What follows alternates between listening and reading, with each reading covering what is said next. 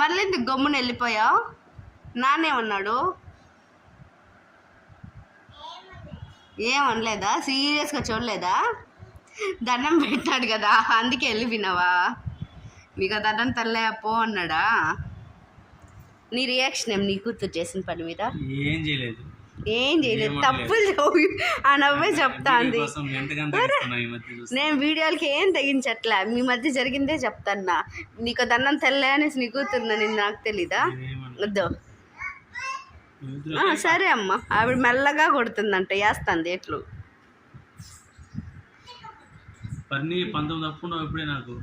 ఏంది 19?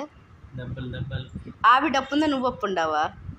ఆవిడ నిన్ను కొట్టినవి, ఆ పిల్ల నిన్ను కొట్టింది కాబట్టి నువ్వు అప్పు పడినావు పర్నీకి. మంచిది. పర్ని నాన్న నిన్ను కొడతాడంట.